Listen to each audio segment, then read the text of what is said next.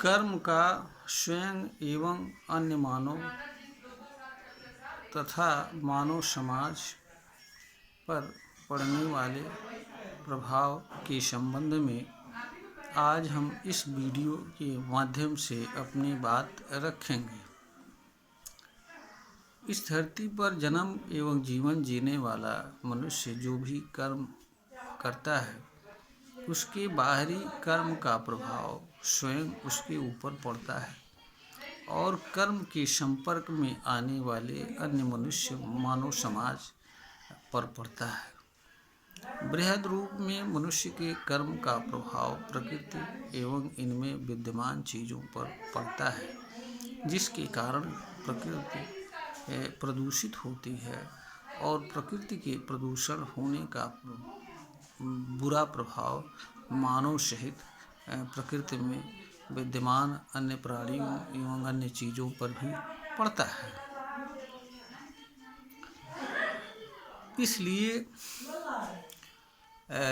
मनुष्य दूसरी तरफ इसके अतिरिक्त यहाँ पर एक बात और भी ध्यान देने योग्य बात है कि मनुष्य जो भी कर्म करता है उससे क्रिया उत्पन्न होती है और हर क्रिया की प्रतिक्रिया होती है और प्रतिक्रिया का भी प्रभाव कर्म करने वाले व्यक्ति पर पड़ता है। इसके अतिरिक्त मनुष्य के कर्म का जो प्रभाव अन्य मनुष्य एवं मानव समाज पर पड़ता है, अन्य मनुष्य द्वारा भी कर्म के अनुरूप प्रतिक्रिया स्वरूप किसी न किसी तरह का कर्म किया जाता है और जो प्रकृति से संबंध रखने वाले कर्म होते हैं उनका प्रभाव प्रकृति पर पड़ता है, जिससे प्रकृति प्रदूषित होती है और उस प्रदूषण का प्रभाव मानव सहित अन्य प्राणियों तथा प्रकृति में विद्यमान अन्य चीज़ों पर भी दुष्प्रभाव पड़ता है, जिसके कारण मनुष्य में अनेक प्रकार के रोग जन्म लेते हैं। इसलिए मनुष्य का यह कर्तव्य बनता है कि वह ऐसा कर्म करे जिससे उसे किसी प्रकार की पीड़ा एवं तकलीफ ना हो तथा उसके कर्म से दूसरे मनुष्य एवं मानव समाज पर भी किसी तरह की कोई पीड़ा एवं तकलीफ जैसी चीज़ ना हो और उसका कर्म ऐसा हो जिससे प्रकृति पर भी किसी तरह का बुरा प्रभाव न पड़े। इसका कारण यह है कि जब मनुष्य का कर्म ऐसा होगा जिसका प्रभाव दूसरों पर प्रतिकूल रूप में पड़ेगा, पीड़ा एवं दुख पहुँचेगा, तो दूसरे लोग भी प्रतिक्रिया स्वरूप कर्म को करने वाले व्यक्ति के खिलाफ ऐसे कर्म करेंगे जिससे उसे भी पीड़ा एवं तकलीफ होगी। मनुष्य के कर्म का प्रभाव दूसरों पर भी पड़ता है, मानव समाज भी प्रभावित होता है।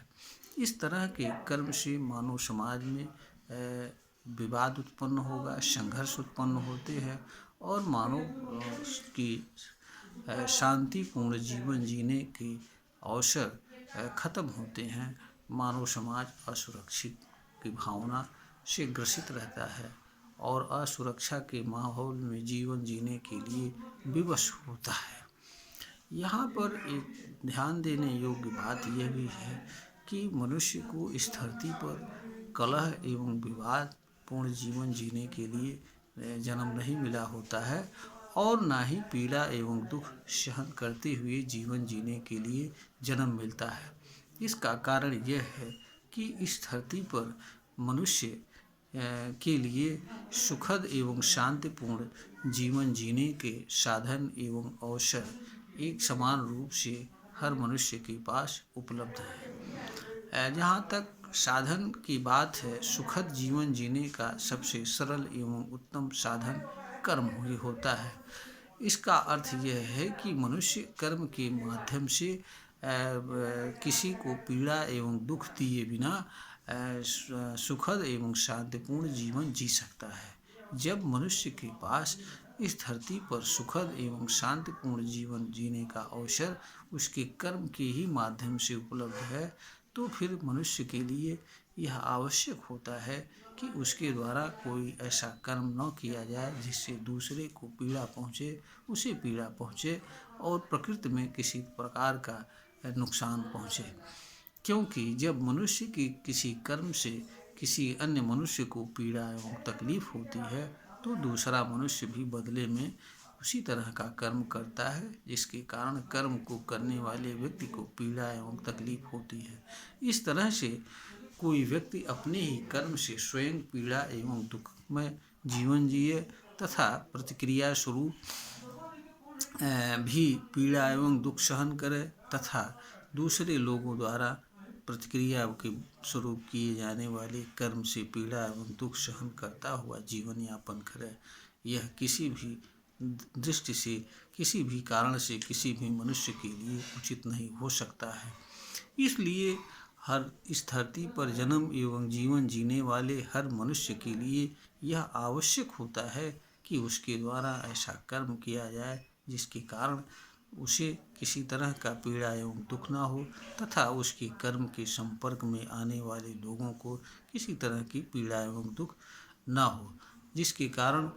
लोग उसे उसके कर्म के फलस्वरूप किसी तरह की पीड़ा एवं दुख ना दें। इस कारण से कर्म से होने वाली अशांति, असुरक्षा, विवाद से मानव समाज को बचाया जा सकता है, बच सकता है। दूसरा, मनुष्य का कर्म भी ऐसा नहीं होना चाहिए जिससे उसके कर्म से प्रकृति को किसी तरह के प्रदूषण का शिकार होना पड़े और जिसका बुरा प्रभाव मनुष्य सहित अन्य चीज़ों पर पड़े। इसलिए हर मनुष्य का यह कर्तव्य बनता है कि उसके द्वारा जो भी कर्म किया जाए वह ऐसा हो जिससे उसे एवं उसके कर्म के माध्यम से दूसरों को कोई पीड़ा एवं दुख ना हो तथा प्रकृति को किसी तरह का नुकसान ना हो और मनुष्य द्वारा ऐसा कर्म किया जाए जिसके से वह सुखद एवं शांतिपूर्ण जीवन जीते हुए दूसरों के लिए सुखद एवं शांतिपूर्ण जीवन जीने का आधार एवं कारण प्रस्तुत करे, जिसके कारण दूसरों के लिए वह प्रेरणा स्रोत बने और दूसरों के लिए अनुकरणीय बने। दूसरे लोग भी उससे के कर्म से प्रभावित होकर के ऐसे कर्म करें जिससे मानव समाज में सुख एवं शांति संभव हो और मानव बिना किसी विवाद के, मारपीट के, संघर्ष के इस धरती पर सुखद, सुरक्षित एवं शांतिपूर्ण जीवन जीने में सफल हो सके। यह वीडियो ज्ञानवर्धन हेतु बनाई गई है। अगर श्रोता को यह वीडियो ज्ञानवर्धन के योग्य प्रतीत हो तो इसे लाइक करें, शेयर करें और सब्सक्राइब करें।